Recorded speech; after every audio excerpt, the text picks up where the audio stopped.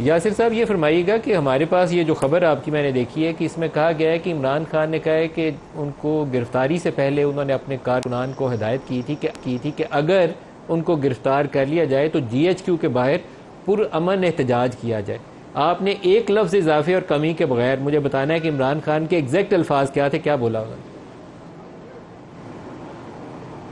मलिक साहब, जो वर्ड आपने दोहराए हैं ये लफ्ज़ ब लफ्ज़ बिल्कुल ऐसे ही इमरान खान साहब ने कहा था, और ये बात उन्होंने एक दफ़ा नहीं 2 मरतबा दोहराई थी मीडिया इंटरेक्शन के दौरान। पहले जब वो मीडिया इंटरेक्शन कर रहे थे गैर रस्मी अदालत की कार्रवाई के दौरान, तो उन्होंने 9 मई के वाक़यात का जिक्र करने के दौरान ये बात कही कि हमारे ख़िलाफ़ ये जो मुकदमा बनाया गया इसकी कोई बुनियाद नहीं, और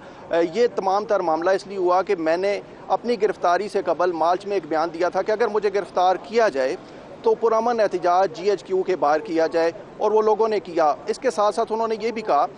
कि ये जो एहतजाज था ये पुरअमन था, लेकिन इसे बगावत से जोड़ दिया गया, और हमारे कुछ लोग जो हैं वो मिलिट्री कोर्ट्स में पड़े हुए हैं, बाकी के ट्रायल, और कुछ लोग हमारे मिसिंग है। उस दिन हमारे इतने लोग जो हैं वो जान से गए, इतने जो है वो जख्मी हो गए। एक के उन्होंने बताया कि वो आपने कहा कि 2 दफ़ा ये बयान दिया, तो दोनों दफ़ा एग्जैक्ट अल्फाज क्या थे कि आप दोहराइए, आपने अपने अल्फाज में दोहरा के बताएं मुझे क्या बोला उन्होंने।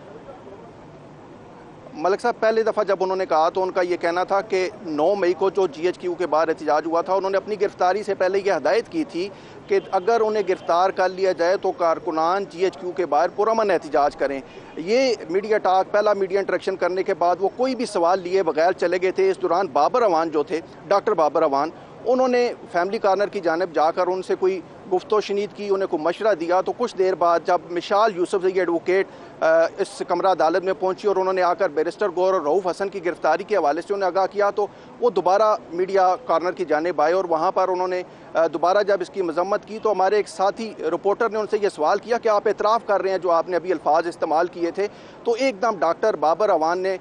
इमरान खान को रोकते हुए कहा कि आप इनकी बात को गलत रंग दे रहे हैं, इनका ये मतलब नहीं था। लेकिन उस रिपोर्टर ने दोबारा जब उनसे क्रॉस क्वेश्चन किया तो इमरान खान ने खुद अपने राइट हैंड से बाबर अवान को चुप कराते हुए और उन्हें पीछे करते हुए दोबारा यही अल्फाज दोहराए कि मैंने ये कहा था कि अगर मुझे गिरफ्तार किया जाए तो कारकुनान GHQ के बाहर पुरअमन एहतजाज करें। और साथ उन्होंने ये कहा कि हमारा एहतजाज पुरअमन था जिसे बगावत से जोड़ा जा रहा है। अगर हम पुरतशद्दुद एहतजाज करते हैं तो डॉक्टर यास्मीन राशिद लाहौर में जिना हाउस के बाहर कारकुनान को और लेडीज़ को वहाँ से वापस जाने का ना कह रही होती। और साथ साथ उनका ये भी कहना था कि अगर किसी पार्टी के, मुल्क की सबसे बड़ी पार्टी के चेयरमैन को बाकायदा तौर पर रेंजर्स अगवा करके ले जाओ और ये ना पता चले कि उसे कहाँ लेके जाया जा रहा है, तो कारकुनान क्या करेंगे? कारकुनान ने फिर GHQ के बाहर जाकर अपना एहतजाज ही रिकॉर्ड करवाना है, और उस एहतजाज को बाकायदा तौर पर बगावत से जोड़ा जा रहा है। इसके साथ साथ उन्होंने एक और बड़ी अहम बात की और इस खदशे का इज़हार किया, जैसे आपसे थोड़ी देर कबल मोहसिन शाह नवाज राजा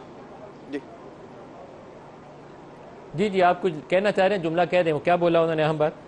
जैसे अब से थोड़ी देर कबल मोहसिन शाह नवाज रंजा साहब ये कह रहे थे कि वादा माफ गोवा मौजूद हैं हुकूमत के पास, तो इमरान खान साहब ने आज इस खदशे का इजहार करते हुए कि नैब रेफरेंसेस की तरह इन 9 मई के वाक़यात में भी इनके पार्टी के कुछ लोगों को इनके खिलाफ वादा माफ गवाह बनाया जा रहा है, और हुकूमत ये कोशिश कर रही है कि इनके तमाम ट्रायल जो 9 मई से मुतल्लिक है, चूँकि इनके खिलाफ नैब के और दीगर मुकदमात आस्ता आस्ता ख़त्म हो रहे हैं और उन्हें अदालतों से रिलीफ मिल रहा है, तो अब ये कोशिश की जा रही है और नया प्लान बनाया गया है कि इनके 9 मई के तमाम वाक़यात जो हैं उन्हें मिलिट्री कोर्ट में ले जाया जाए और इनको भी मिलिट्री जेल में मुंतकिल कर दिया जाए।